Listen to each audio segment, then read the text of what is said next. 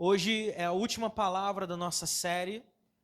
Foram 7 cultos, 7 semanas, que nós aprendemos sobre as 7 palavras da cruz. Amém? Amém. Quantos estiveram aqui em algum dos cultos e foi abençoado por essa palavra? Justamente essas são as palavras que o próprio Senhor Jesus declarou ali na cruz do Calvário, enquanto ele estava no madeiro. E hoje, para nós encerrarmos essa série, pode colocar na tela, nós temos uma palavra de entrega. A palavra de entrega, a palavra final dita por Jesus na cruz, é a referência que nós teremos. Olha o que diz o texto bíblico lá em Lucas 23, verso de número 46. Jesus então bradou em alta voz e ele disse: Pai, nas tuas mãos entrego o meu espírito. E tendo dito isso, expirou. Pai, nas tuas mãos entrego o meu espírito. Eu queria que você fechasse mais uma vez os seus olhos. E que nessa oração você entregasse a Deus também o seu espírito. Diferente de Jesus, que naquele momento deu o último suspiro. E o último suspiro de Jesus foi o meu e é o seu primeiro. Jesus, ele entrega a sua vida naquela cruz para que eu e você alcançássemos vida eterna. Então, naquele momento, após 6 horas na cruz, havia chegado o momento de Jesus se reunir com o Pai. Mas Deus te trouxe nesse ambiente, nessa sala, nessa noite, para que você pudesse dar mais um passo de fé, mais um passo de entrega, buscando compreender qual seja a boa, perfeita e agradável vontade do Senhor na sua vida. Então diga comigo, repita comigo essa oração. Diga assim: Senhor Jesus, eu me coloco hoje disponível, diga com fé, disponível para ouvir a tua voz, para compreender o teu propósito e para entender o chamado de Deus sobre a minha vida, em nome de Jesus. Amém. Jesus sabia que naquele momento último, ele estaria voltando para o Pai. Talvez numa visão simplista ou humanista, nós imaginemos que a cruz, a pior condenação da época do Império Romano, a mais humilhante, a mais torturante, fosse ali o fim de uma jornada espiritual, fosse a derrota do Cordeiro de Deus, do Messias enviado, mas ao contrário disso, a cruz seria o momento de glorificação, a cruz seria a porta de entrada para que aquele homem que estava sendo morto, Deus homem encarnado, ele pudesse retornar então à presença do Pai. João 13:3 diz assim a palavra do Senhor: Jesus sabia que o Pai lhe dera autoridade sobre todas as coisas e que viera de Deus e então que voltaria para Deus. Em inúmeros momentos da sua jornada, Jesus ele comunicou, porque ele tinha uma comunicação clara com os seus discípulos. Então ele dizia assim: ei, o meu tempo está chegando, logo eu serei entregue na mão de pecadores, mas ao terceiro dia eu ressuscitarei. Mas os discípulos não queriam isso. Certa vez Pedro disse assim: Senhor, não de maneira alguma, eu não quero que o Senhor morra, eu não quero que o Senhor se vá, mas em justa medida na nossa vida, para que o novo chegue, muitas vezes a velha condição ela precisa ir embora. Amém, meu irmão? Amém. Quantos entendem isso? Para nós experimentarmos um 2025 de bênção, de porta aberta, de prosperidade, de vitória, e nós almejamos por isso, muitas vezes o 24, o 23, as experiências passadas, elas precisam ser deixadas para trás. O quartinho da bagunça, meu irmão. Quem tem um quartinho da bagunça em casa? Misericórdia. Aí você fala assim: eu tô com um ferro queimado em casa. Aí tá lá no quartinho. Aí eu fico pensando, um dia eu vou levar pra Girlã consertar. Um dia. E o trem tá lá. A gente vai e vive como acumuladores.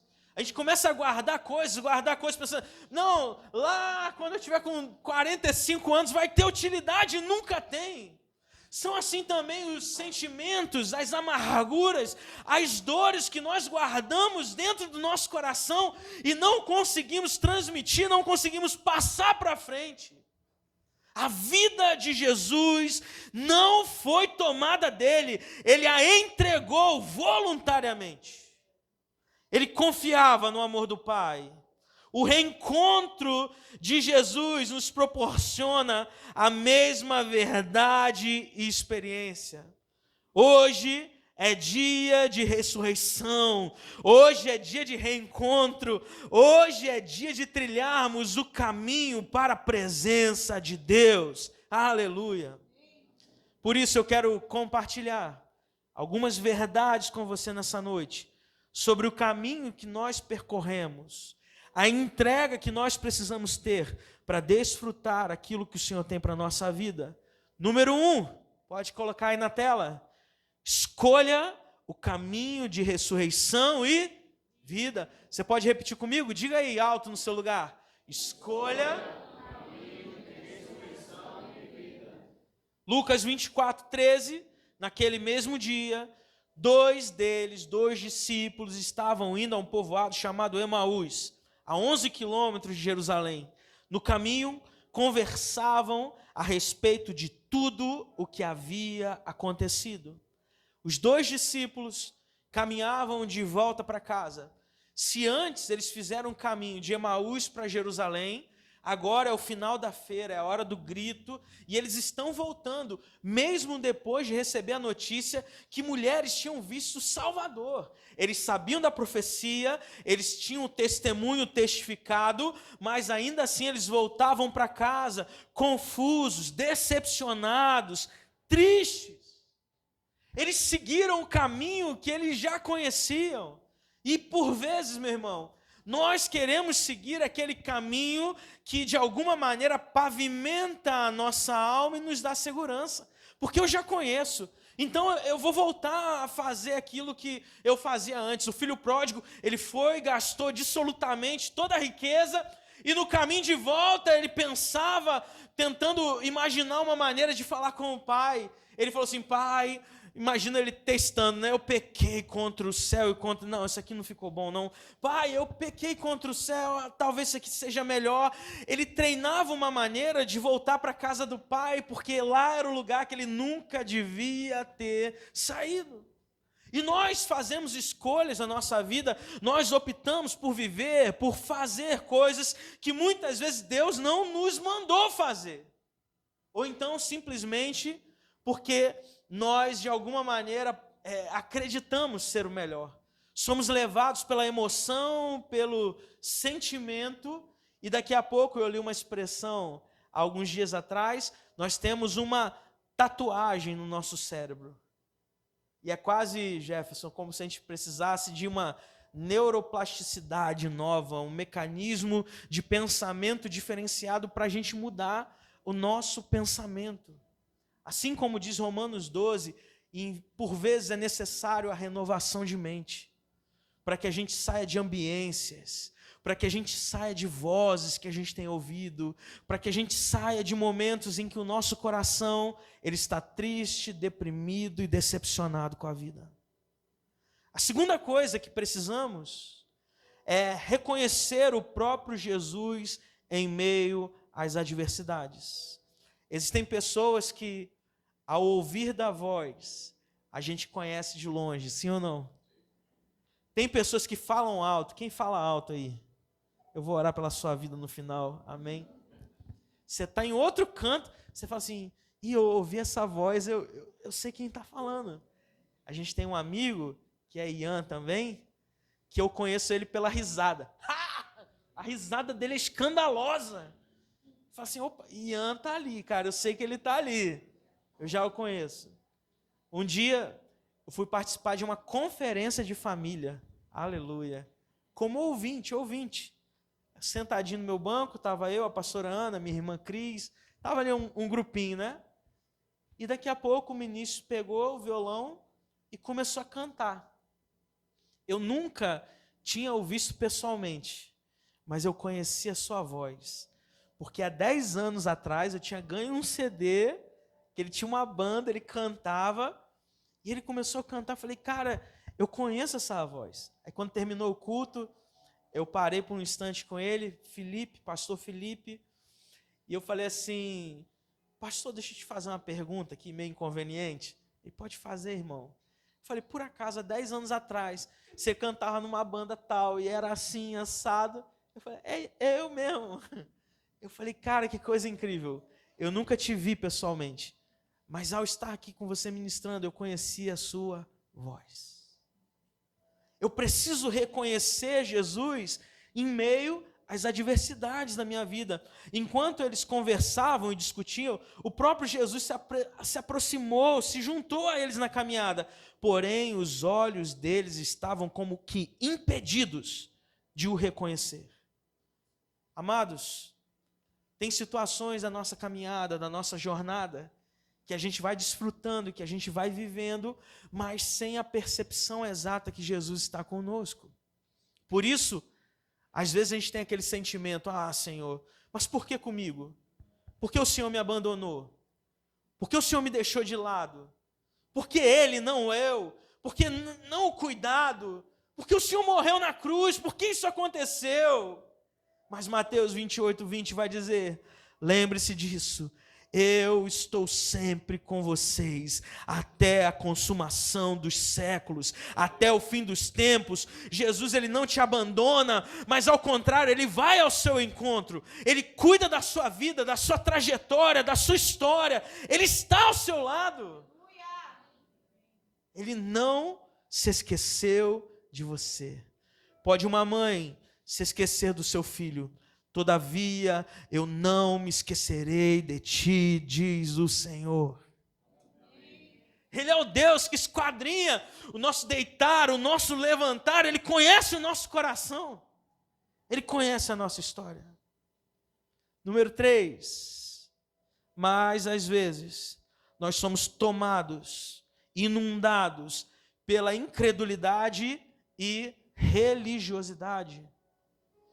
Olha o que disse Jesus lá no verso 25 a 27 do Lucas 24. Como vocês custam a entender e como demoram a crer em tudo que os profetas falaram, começando por Moisés e todos os profetas, eles explicou-lhes o que constava a respeito dele em todas as escrituras. A incredulidade, a religiosidade limitam a nossa jornada rumo à presença de Deus. Aqueles discípulos estavam incrédulos sobre o que tinha acontecido. Eles tiveram a palavra de Jesus, a palavra das testemunhas, mas ainda assim eles caminhavam no sofrimento, na dor, na incerteza. Eles não quiseram acreditar ou compreender que, assim como Jesus havia predito, ele morreu de fato, mas ao terceiro dia ele ressuscitou em glória. Ele morreu de fato, mas ele venceu a morte. Onde está a morte? O teu aguilhão, tragado foi o aguilhão da morte pela vitória do Cordeiro de Deus. A religião sem um relacionamento com Jesus é cega. A revelação sem obediência é ineficaz. Jesus morre por pessoas, não por argumentos. A religião complica, mas Jesus simplifica. Nós não estamos aqui para falar sobre uma religião. Nós estamos aqui para falar sobre o Evangelho, sobre a boa notícia, sobre a boa nova. E Deus tem uma nova e excelente, maravilhosa notícia para a sua vida. Aquele que estava perdido foi achado. Aquele que estava morto reviveu. Aquele que crê em Jesus tem salvação para a sua alma por conta do pecado original. É livrado da ira vindoura. Eu preciso entender, além disso, que é necessário eu abrir os olhos para ver o sobrenatural. Número 4. Diga assim para o seu vizinho: Dá uma sacudida nele para ele acordar, se tiver alguém dormindo aí. Fala assim, ó, abre os seus olhos.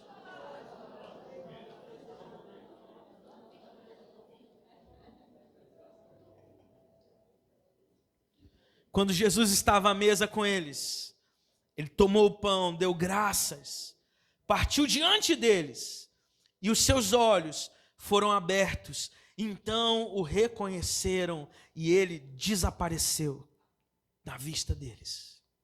Com Jesus, tudo é sobrenaturalmente natural. Caminhar com Cristo é viver no sobrenatural. A mesa do Senhor é um lugar de intimidade, de revelação, de sacrifício e também de envio. Meu irmão, quando eu sirvo a Deus, eu sei que existe uma tendência na minha vida a ter um nível de discernimento maior. A gente estava um pouquinho antes na Escola da Visão, lá em cima, e a gente comentava com isso. Deus, ele nos dá um discernimento específico a respeito de pessoas, a respeito de lugares. Já aconteceu com você, de você chegar num ambiente e você sentir uma opressão naquele lugar? Você fala assim, sangue de Jesus tem poder. Ave Maria. Fala assim, meu Deus. Chega a se dá benzinho, fala, meu Deus, esse negócio aqui está pesado. Já aconteceu com você ou só comigo? Isso é um discernimento espiritual que Deus está te dando sobre aquele ambiente. Agora, o que fazemos a respeito disso? Preciso orar, preciso repreender, preciso entender que o mundo espiritual é mais real do que esse pedestal aqui, do que essa mesa, do que a cadeira que você senta, do que o chão que você pisa. Ele acontece à nossa volta. Só que por vezes a gente está tão silenciado, porque nós estamos sendo levados pelo espírito do nosso tempo, que não percebemos o movimento espiritual. Porque o movimento espiritual não é apenas de Deus, mas do inimigo também. Para roubar a nossa fé, para apresentar pessoas que às vezes vão tirar a gente do caminho, do propósito que o Senhor tem para a gente. É impressionante, gente, impressionante. Eu conheço pessoas, já estou no ministério pastoral desde 2011, como crente já há muitos anos. Eu conheci pessoas que eram uma bênção na igreja, uma bênção. Um pastor, uma pastora, algum missionário, alguém que vai impactar esse mundo. Começou a namorar, acabou o ministério. Começou a trabalhar, abandonou tudo. Começou a estudar, foi para uma federal, a cabeça virou.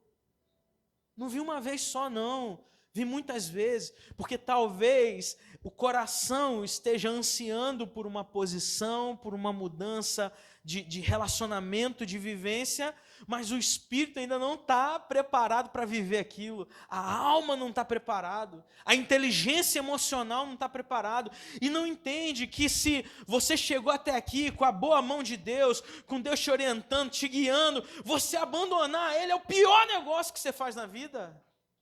Mas parece que uma cegueira do mundo vem sobre nós e nós não conseguimos enxergar aquilo que acontece à nossa volta. A mesa, o momento que Jesus estava com eles à mesa, é lugar de intimidade. E nós precisamos de mais tempo de mesa, gente. Por isso que anunciamos aqui, ó, os GVs estão de volta. Participe, se agregue, abra a sua casa. Porque quando a gente está na casa, um na casa do outro, né? À medida do possível, não para se tornar um fardo, porque a Bíblia fala sobre isso também. Teve um dia, por exemplo, que a gente estava lá no GV, a turma do GV está aqui, né? Do nosso, né? Do nosso, né? Amém. E toda semana, isso não é um motivo para você ir não, tá? Mas toda semana, irmã Eliane prepara alguma coisa abençoadora para a nossa vida. Meu amigo, é a bênção espiritual e material. É ou não é, Ramiro? Aí teve um dia, você vai lembrar desse dia, que ela falou, pastor, não fiz nada especial hoje não, só fiz uma galinha com batata doce. Aí eu olhei para ela e falei, minha irmã, não foi carne nem sangue que te revelou, mas o próprio Espírito. Amados, nesse dia eu comi tanto, que eu saí de lá, era quase 11h30, que eu não aguentava levantar. Eu falei, Ramiro, me ajuda, cara. Tem que ir embora. Mas porque é a bondade, é você olhar no olho do outro. Aqui a gente não vai ter tempo, o culto vai terminar daqui a pouquinho e cada um vai para sua casa. Sim ou não? Porque segunda-feira é dia de luta, é dia de batalha, é derrotar gigante. Você fala, meu Deus, tal. Mas numa mesa, a gente olha, a gente sabe da tristeza no olhar do irmão. A gente ora um pelo outro, a gente ajuda, a gente estende a mão, a gente está ali como igreja do Senhor. É necessário abrirmos os nossos olhos e compreendermos o que é a prioridade na nossa vida. Como já ensinamos aqui algumas vezes, não existem prioridades. Não existe. Porque onde tudo é prioridade, minha prioridade é a família, minha prioridade é a igreja, minha prioridade é o trabalho, é a faculdade. Onde tudo é prioridade, nada é prioritário na sua vida. Mas quando você elege uma coisa que é inegociável na vida de todo crente, é inegociável na vida de cada um de nós, que é o nosso relacionamento com Deus, escute isso, tudo flui a partir disso. Uma Bíblia em pedaços, uma Bíblia desgastada, normalmente pertence a alguém que não está em pedaços. Charles Spurgeon. Quando nós temos intimidade com a revelação de Deus, através da sua palavra, através de uma vida de entrega, de oração, nós temos a confiança que a nossa vida vai ser moldada a partir da vontade que Ele tem para cada um de nós. Amém? E por fim, eu termino com o 5º ponto de hoje. Corra para o seu destino profético. Aleluia. Lucas 24:33, levantaram-se e voltaram imediatamente. Eu vou repetir. Levantaram-se, após Jesus partir o pão, eles reconheceram em Cristo e voltaram imediatamente para Jerusalém. Ali encontraram os 11 que estavam com eles reunidos. Eu quero te dizer algo. Nós precisamos ter clareza do nosso propósito. Eu vou repetir.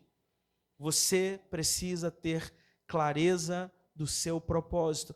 É como a pergunta que o filho faz para o pai ou para a mãe. Mãe, o que é a vida? É uma pergunta complexa.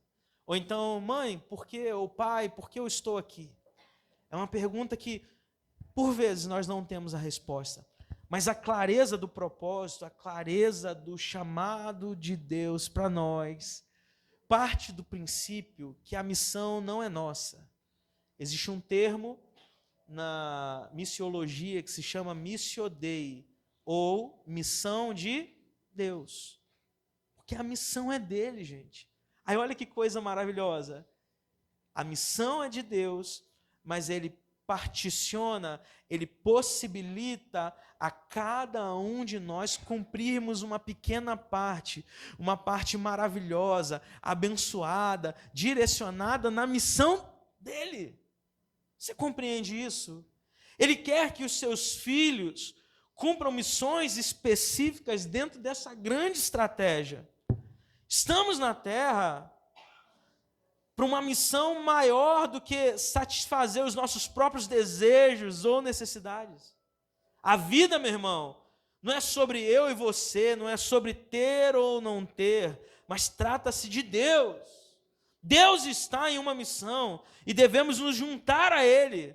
Assim, Ele tem uma missão especial para cada um de nós. Não estamos no nosso próprio caminho, mas nós estamos no caminho de Deus. Deus não quer que a gente encaixe Ele, compartimentar, né? Eu vou encaixar a Deus no meu propósito aqui. Não, Ele quer que você se adeque ao propósito, ao sonho, ao plano que Ele tem para você, para o reino dEle aqui na terra. A nossa missão de vida é encontrar o nosso papel na missão de Deus.